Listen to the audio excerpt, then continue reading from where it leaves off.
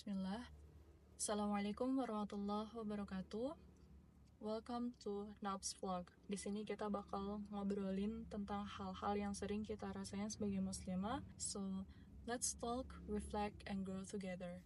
Hari ini kita bakal ngobrolin tentang sesuatu yang mungkin sering kita rasain tapi jarang kita bahas secara mendalam. Pernah gak sih kalian ngerasa capek secara mental dan emosional? Kayak I need a break, I need to heal, I need some time to find myself. Terus di sisi lain kita juga sering diingatkan banyakin istighfar, kembali ke Allah, jangan terlalu fokus ke dunia. Nah, di titik ini mungkin muncul pertanyaan antara healing dan istighfar, mana yang harus kita dahulukan. Karena di satu sisi kita memang manusia yang butuh waktu untuk memproses luka. Tapi di sisi lain, Islam ngajarin kita buat selalu kembali ke Allah. Nah, kita mulai obrolan ini dari makna healing yang sebenarnya. Healing is not just self-care. Kadang kita mikir healing itu sekedar jalan-jalan, me time, atau rebahan sambil nonton mungkin ya. Padahal healing yang sebenarnya adalah tentang menyembuhkan luka dan jiwa. Nah, pertanyaannya, dari mana kita bisa mencari healing itu?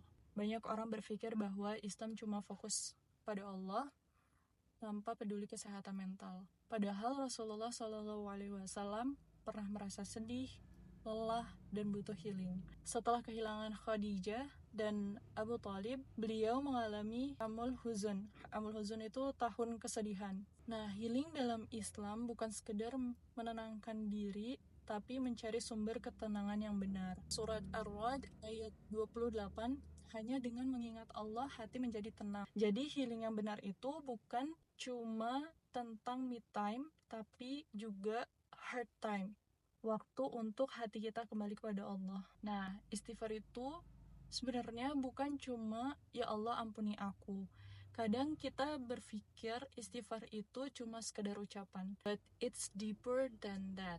It's a mindset shift. Istighfar berarti kita menyadari bahwa segala luka dan ujian yang kita alami bisa jadi bagian dari perjalanan spiritual kita. Why does Allah tell us to seek forgiveness when we're hurt? Nah, kadang tuh kita merasa ya, tapi aku nggak salah apa-apa, kok aku harus istighfar? Tapi faktanya, istighfar bukan hanya soal dosa.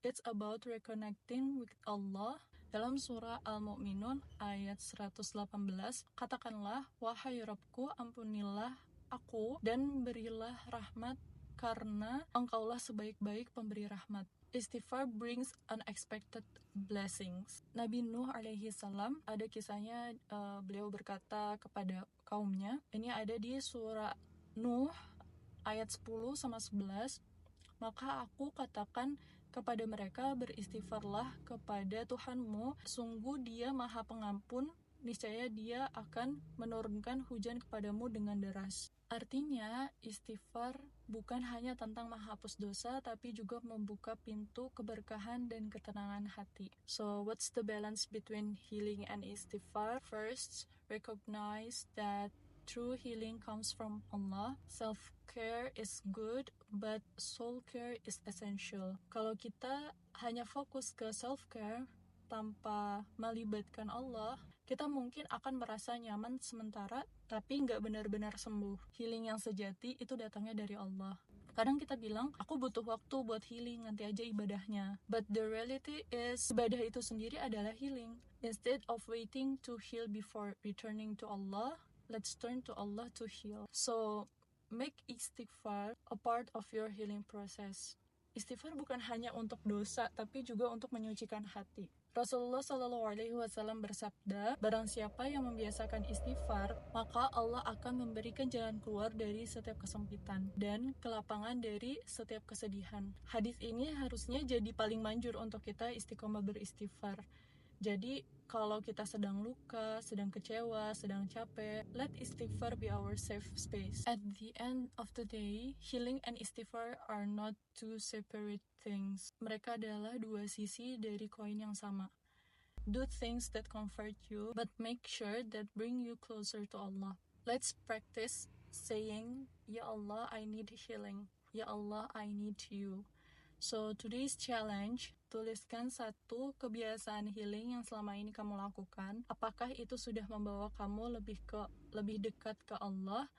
Kalau belum, apa yang bisa kamu ubah? Makasih udah dengerin. Kalau kalian relate dengan episode ini, share pendapat kalian di kolom komentar. Barakallahu fikum. Wassalamualaikum warahmatullahi wabarakatuh.